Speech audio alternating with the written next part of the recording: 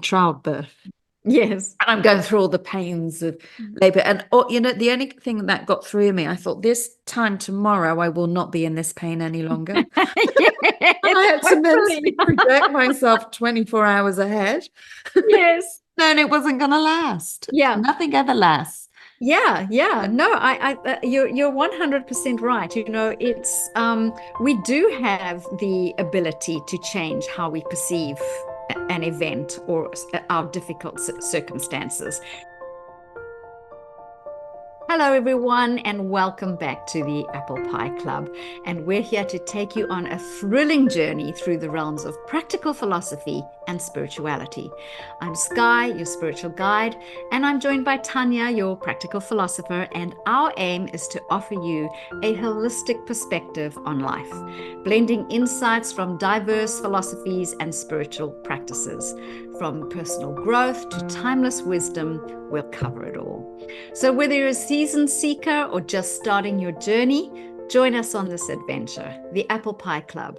It's open to all, and we can't wait to have you along for the ride. So grab a slice of apple pie, there's recipe in the notes, and let's dive into this world of ideas together. And today our quote is from Marcus Aurelius, and it says, "Ask, why is this so unbearable? Why can't I endure it? And you'll be embarrassed to answer." So I love this quote. And in his work Meditations, the Roman emperor and Stoic philosopher, which Plato in our previous episode would have described him as a philosopher-king, being both an emperor and a philosopher, Marcus Aurelius offers this profound wisdom that resonates through the ages. And this quote challenges us to confront our own perceptions of difficulty and adversity. So it invites us to examine our judgments and assumptions about what we consider unbearable. And in doing so, we may find the strength to endure even the toughest challenges. There's so many stories about people who have overcome the most incredible adversity and how these times of difficulty actually gave them the strength characteristics that they have today. That's how they learned, and that's how they developed their current strength characteristics, by going through those difficult times. It's the idea of the quantum collapse therapy, where we realize that those difficult times, those difficult people, those people that we thought were negative and treated us badly, actually we realized that they gave us something instead of taking something away. And all of our negativity suddenly collapses and we're left with love. So what do you think about this quote, Tanya? Thank you, Skye. I love what you just said there. That takes me in lots of different directions I can talk about. But before I do that, Marcus Aurelius is one of my favorite philosophers. So anytime we bring up one of his quotes, I'm thrilled. So how I read into this quote, ask, why is this so unbearable? Why can't I endure it? And you'll be embarrassed to the answer. How I read into this is, when we find ourselves in the midst of any turmoil or fear or frightened or depressed or unhappy, how should we respond? Should we act if we ask ourselves, is this really unbearable, or is it just me unable to bear it? If it's just you who's unable to bear it, ask why.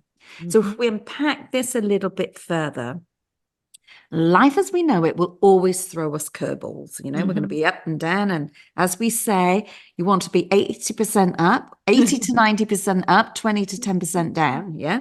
So the curveballs are when you're going down. And sometimes we will have stuff hurling at us at such a big speed that our immediate response when we can't deal with it is to clamp up and to feel that sting of fear or that frustration. Yeah. But what if in those heated moments, those moments of confusion or frustration, we paused and actually asked ourselves, why do I find this situation so unbearable? Why can't I actually endure it? Now, I'm not saying that we have to dismiss our struggles or pretend that whatever is in front of us is not an actual mountain, right? It's just a little molehill, because it might be something, quite significant. But what I'm suggesting is to honestly examine our reactions to the challenges that we are facing. Are we truly at the mercy of the circumstance? Or is it simply discomfort amplified by our own expectations, desires, or fears, our own internal dialogue, our own belief system? Is that what it really is?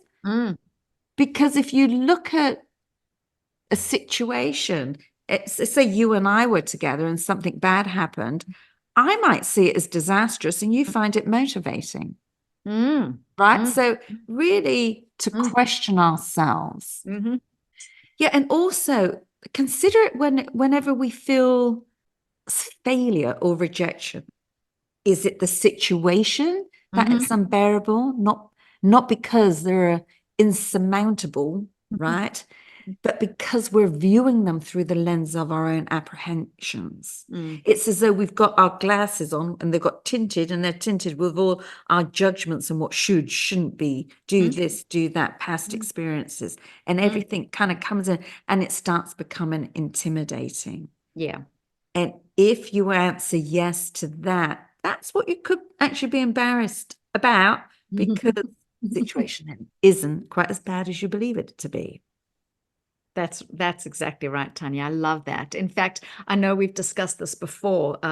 The Course in Miracles, it's a 1-year course. And for the first 6 months, all it's really doing is breaking down your perception, breaking down everything that you thought had meaning. And so it starts off those first few days. I remember how painful they are. You got to look at the lamp and say, that lamp has no meaning. Look at my flowers. Those flowers have no meaning. And you think, what the heck is this all about? And then you realize, a few days in, what she's actually trying to do is that we bring our meaning to everything that we see. We bring our meaning to every situation. We bring our meaning to any person. If somebody looks like somebody we knew once before, we bring in our past life, we bring our meaning into it. And so that's exactly what you've been saying. Our judgments and our perceptions of our things that happened in our childhood, we bring that into our current situations for today. 100%. So when we recognize that the role that we play in our own distress, right, our own discomfort, or whatever the feeling is that we're having, we actually can gain the power to shift our perspective, right? We can choose to be resilient. We can choose to face our challenges head on with a new thought process, with new clarity and everything. So Marcus Aurelius in this quote isn't telling us to toughen up, but he's inviting us to look inward and discover what our true capacity for resilience is, right? He's encouraging us to realize that often the only thing standing between us and our ability to endure is our own perception of what we can actually withstand. So the next time something bad happens, take a deep breath and ask yourself, is this situation truly unbearable? Or have I just found a new way to bear it? And I can always remember, you've got children, childbirth. Yes. And I'm going through all the pains of labor. And, the only thing that got through me, I thought, this time tomorrow, I will not be in this pain any longer. Yes, and I had to mentally project myself 24 hours ahead. Yes. And it wasn't going to last. Yeah. Nothing ever lasts. Yeah. No, you're 100% right. It's we do have the ability to change how we perceive an event or our difficult circumstances. And I love to tell the story of a person, we'll just call him Omar. I'll give you a name. Call him. Omar. I hope it's not an Ian. No, it's a fishmonger. So he's got, it's Umar. So, okay, so let's just go. Okay. So, it's how we see our childhood difficulties. It's how we perceive our difficulties in childhood. And I love the story of this young boy, Umar. He grew up and his father was a fishmonger. And he would go down to buy fish with his father every morning to take back to the shop. And his father was teaching him how to negotiate. And he would eventually let him go free, and he would say, okay, you go to that fishmonger and you bring me back this fish for that price. And he was teaching him how to run the family business. And one day he sent him alone to buy his fish and the fish. And so he came back, and he had paid, according to his father, he'd paid too much for this fish.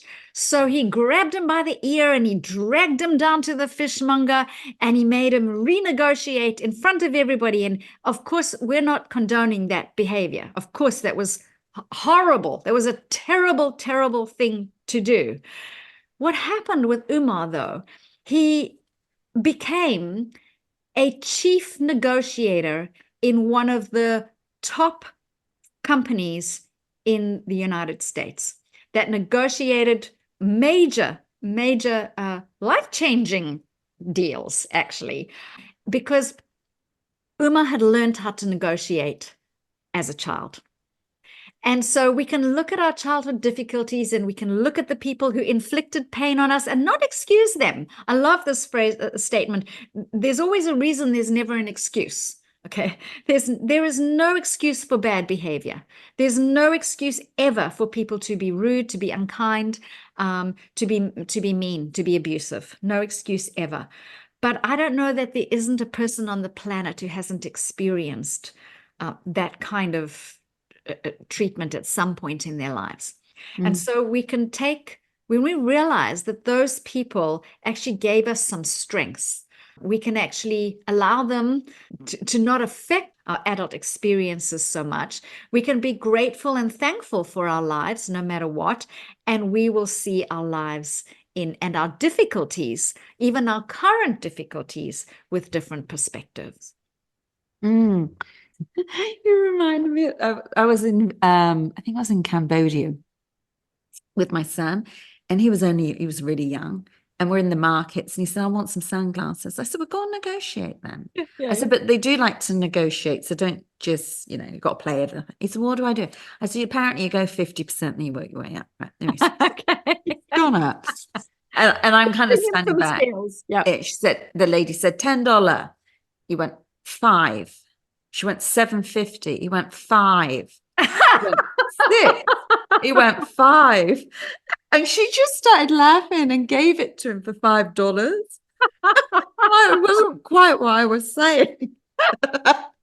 I said, now go and give her the whole $10. He went, why? I said, because she needs the money more than you. That's a lot of money. Lovely. You went, all right.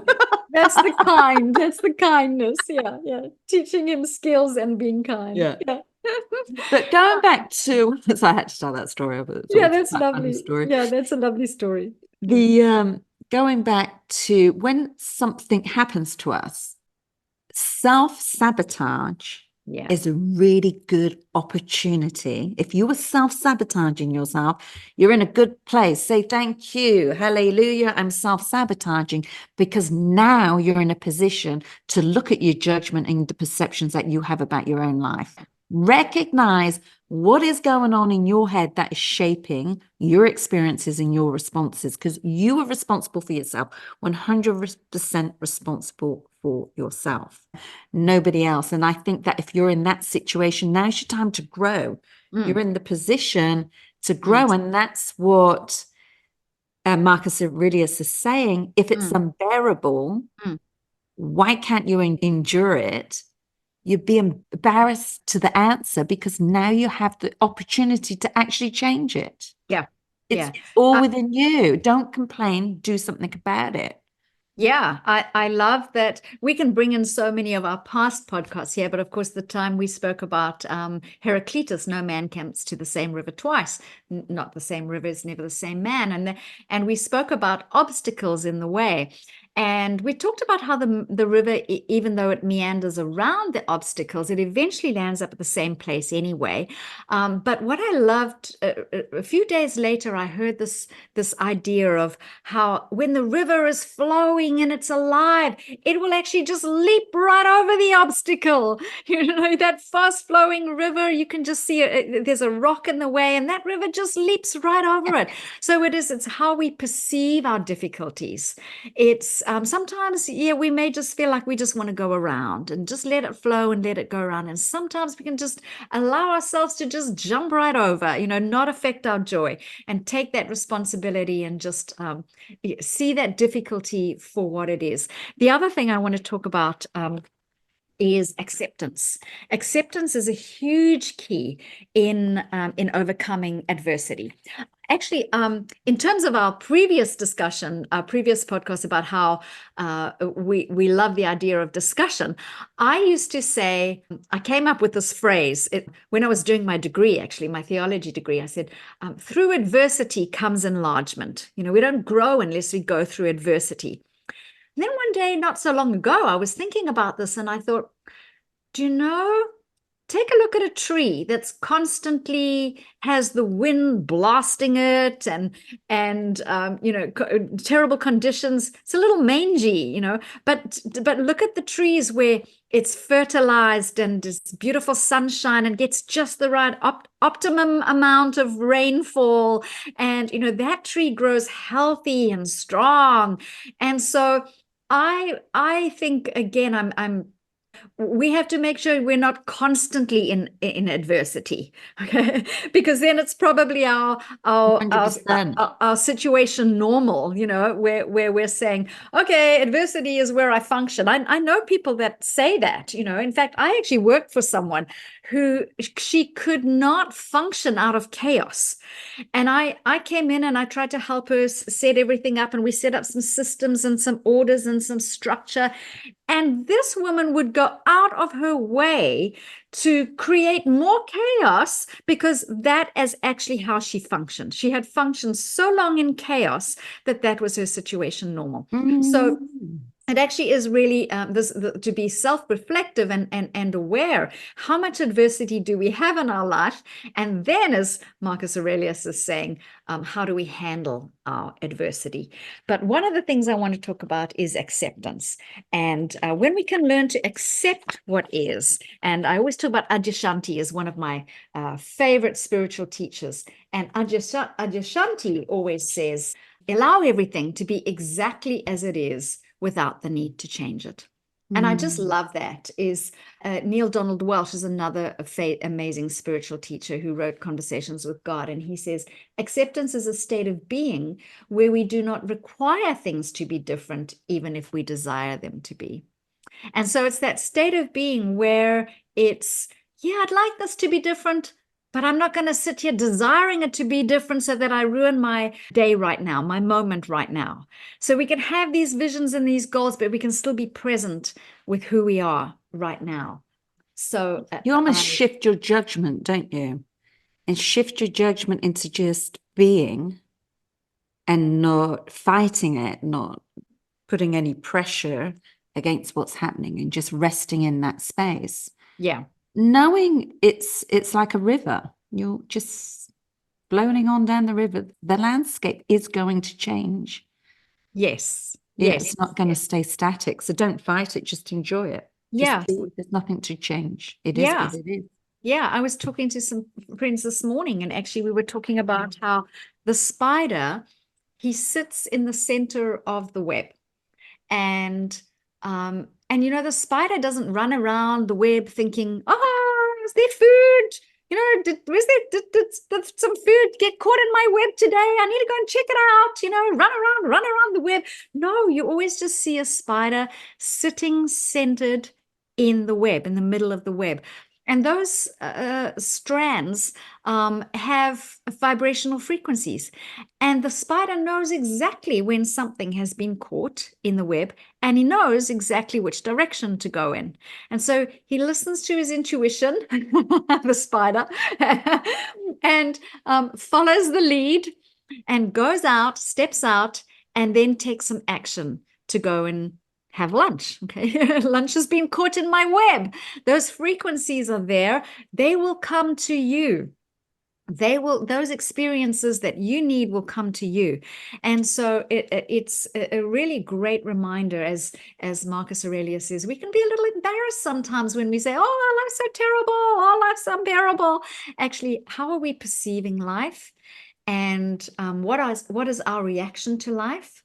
And what would life look like or be like for us if we just stayed centered in our lives and allowed those experiences just to be? Not that we were saying never change, or that you can't ever change your experiences, but just allow them to be, so that when you move out and make those changes, you're making them from a state of power, as we spoke about in our previous podcast, not force, or not stress, or not anxiety, or not desperate need or desire, but we are standing strong in our power, centering ourselves and accepting. Yeah, I really like that. It stops you reacting to situations, doesn't it? Exactly. And if when you look at the final piece of the quote, you'll be embarrassed to answer. Often, if we are reacting and then we calm down and we think, oh, you can actually feel embarrassed. I shouldn't have done that. Yeah, there are a number of times. Would have been a better way of handling that. Yes, exactly. Yeah. Exactly. These philosophers, they were wise people. Yeah. But this is what I love about them all. They came up with this quote, this situation, this solution, because they were there. There was a time when they may have sat and thought, oh, yeah, maybe I had but too much of an argument about that situation or that discussion. And maybe it couldn't have been so strong in my opinion. Maybe I should have let that go, whatever it is. And so that's why we're taking these beautiful quotes and we're applying them to ourselves, because there's no judgment here. We're not perfect, and so we're learning just as much to accept and to jump over the obstacles when we need to go around the flow of the obstacle when we need to. Whatever it is, we're learning as well. Well, one Stoic practice is, if you're finding yourself in this situation, is focusing on what is within your control, right? Because much of our stress and anxiety actually comes from grappling with things that are simply out of our hands, right? Yes. So Stoicism very much reminds us to draw our energy back from external events and invest it internally, where we have the real power, which is in our thoughts, our reactions, our actions, and our responses. And going back to what you were saying there, if you just do nothing, you're going to have a completely different outcome. You're going to have a more wonderful outcome. Yeah. Because most of the time you're reacting to something you have no control over. Well, I love the Katie Byron and her concept, the work. And basically, it's simply asking yourself the question. So when these thoughts come in, it's asking yourself the question, is this true? That's the first one. And for most of the time, 95% of the time, you'll answer no. Done. And that's not true. Somebody said that about me. They must think this about me. They must they must feel this about me. They must not like me. Whatever it is. Is it true? No. Okay. Even if you then answer yes, do you really 100% know that it's true? Then most of the time you've got to answer no to that before you even get to the next questions. Most of the time you can eliminate your fears and your anxieties with the first two questions. And so, when this adversity comes in, what's the first thing we think of? All these negative thoughts, all these doubts, and all these fears, instead of, what is... actually, as Darren in the Life Center always says, what is this gift in strange wrapping paper? Is there a lesson here? What is this trying to teach me? What am I supposed to learn here? And so, I think it's the way we perceive this adversity will dictate as to how much suffering we have. We can choose our suffering. We can choose to suffer in our adversity, or we can choose to flow through it and allow it to change us. All right, so let's look at acceptance from a Stoic perspective. And what does Marcus Aurelius prompt us with the question when he says, why is it so unbearable? Why can't I endure it? What he's actually doing is nudging us towards radical acceptance of our present circumstance, right? Which is what you've just been saying. But what does acceptance really mean from a Stoic perspective? It's because it's not a resignation. Rather, it's a recognition of the reality that we're in, right? And when we recognize the reality that we're in, we're able to focus our energy on what we can influence rather than what lies beyond our control, which I just love what you said, just accept things for the way they are, because you'll end up not fighting anything, yeah? So the Stoic philosophy isn't about being helpless. I live a very Stoic life. I don't get caught up too much in other people's dramas or anything like that. And I know that some of my friends say, well, you're just being weak. You're being helpless. I said, no, I'm not. I'm not. Yeah. I can distinguish between the storm outside and the peace within my own shelter, right? Yes. Exactly. And the acceptance is the first step in claiming. Love that. My own calm. It's my realization that the storm can rage on if I feed it. If I feed the fire, if I put some more wood on, for what purpose? It's just really not that important to me. Yes, right? exactly. It's really not important to hold on to anything like that. Rather, I just accept the situation and stop fighting the unchangeable. And I channel my energies into positivity. Yeah. Because that's how I choose to live. And like you say, like the lady that you work with, she loves chaos. She operates in chaos. I used to have a friend called Debbie Drama. Every time you went out, Debbie would cause a drama. Was that her real name? Oh, wow. Well, we called her. She was called Debbie. We had drama on the end. I see. I was going to say, well, no wonder, because she's calling herself that every day of her life. But okay, I see. She would, and we'd go out. We'd go, I wonder what Debbie's going to do today. And she'd have an argument with someone and storm out. It was so funny. No, but that's it. It's a situation normal. They have to do that. Actually, the body is producing those chemicals, and it's like an addiction, actually. Yeah. It doesn't matter whether it's drugs or alcohol or workaholism, it's a different form of addiction. I have to have this so I can behave like this. For some people, it's sadness. I need these sad experiences so I can feel sad, because I felt sad since I was a child. Because then it makes you know that you were right because you're sad. So now I know I'm right because I'm sad. It's just like, okay. I'm addicted to letting things go, right? Yeah. I stop fighting. What a wonderful addiction. What I can't change. But it doesn't mean I'm giving up. It means I'm moving on. No, of course. I don't care about that. I've moved on and I've let it go. Yeah. And I'm now in I've controlled my power. Yes, exactly. Yeah. Exactly. It's a beautiful lesson. It's a beautiful lesson to learn.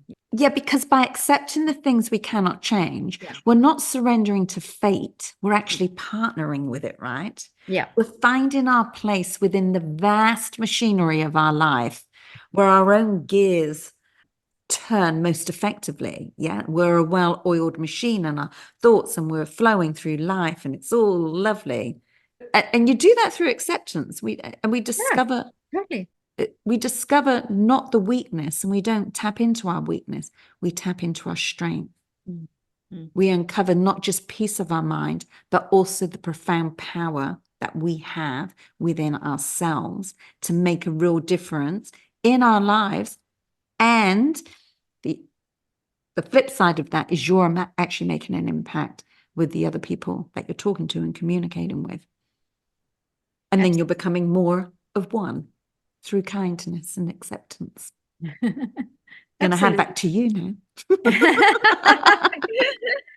totally. I love that. I love that, Tanya. It's, it was a strange quote to bring, but I love that, is that really all we're doing is, all he was doing is challenging us, saying, how are we looking at our life?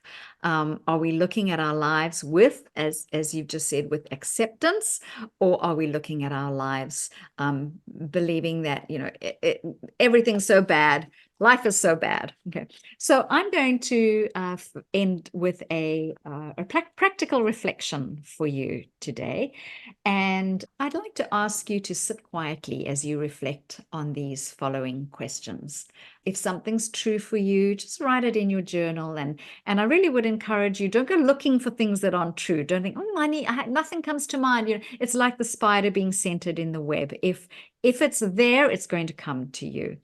So simply write down in your journal anything that you're feeling when it comes up for you. And the other thing I really want to stress, is very importantly, is that this is an exercise in coming up with all the solutions. By simply being aware and reflecting and writing it down, you will find that over the next days, weeks, months, the solutions will come. So this is literally just an opportunity to self-reflect.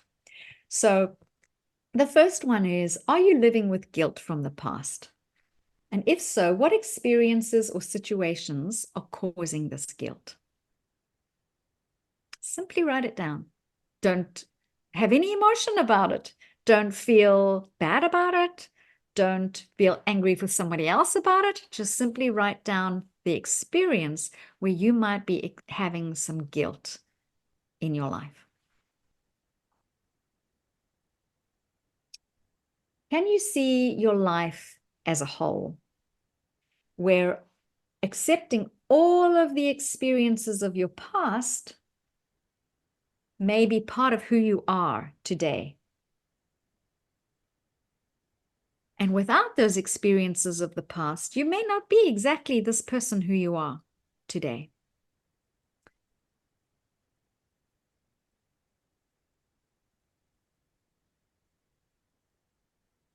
Have you accepted yourself completely as you are?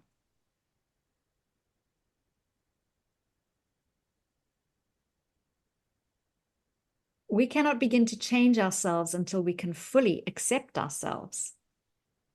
What part of yourself are you struggling to accept? It may be an aspect of your physical appearance. It may be a character trait. How can you begin to accept who you are today?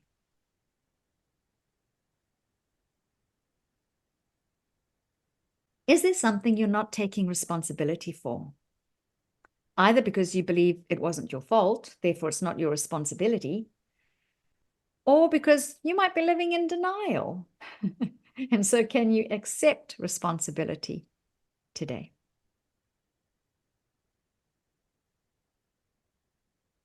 Is there something that's going on in your life that's causing you to become anxious and lose your peace, to give away your power? Is it possible to accept it without the need to understand it?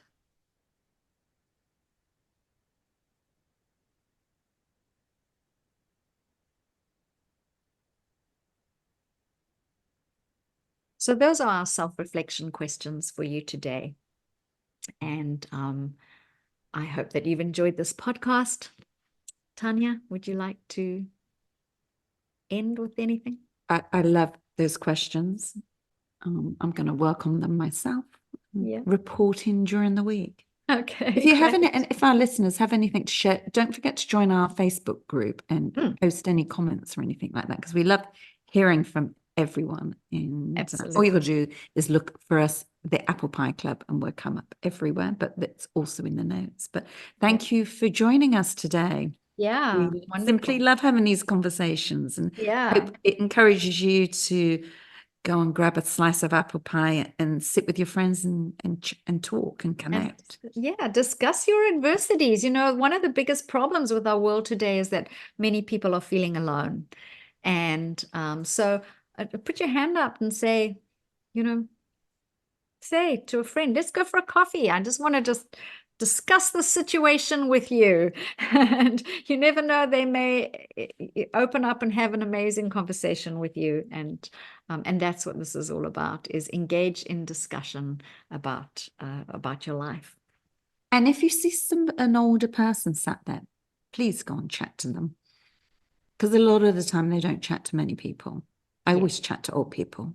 I know you say that. Yeah, I know. That's a lovely. I remember talking to somebody saying, gosh, I'm just so focused. I just, I go to the cafe and I order my coffee and I don't even look at anybody. I'm not so much on my phone. I'm not really a phone person. I hardly ever have my phone in my hand.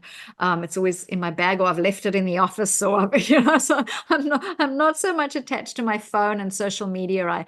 I suppose I get caught in my own thoughts. So I stand there and I'm thinking about things that I have to do that day, or I'm thinking about, this project or that project. And so I'm just not thinking about engaging in discussion with people. And somebody said to me, really make that a challenge, that when you're standing in a queue or you're standing at a cafe, just look up and see if, whose eyes you can connect with, and just say hi, beautiful day today, or raining today, or whatever it is. I know we can so easily get caught up in living our own individual lives, and so having these discussions is part of the reason we have the apple pie. Just makes everybody's day nicer, doesn't it? Put that little sprinkle of sugar on the top. Exactly. Yeah. All right. Thank you, listeners, and we'll see you next week. Bye for now.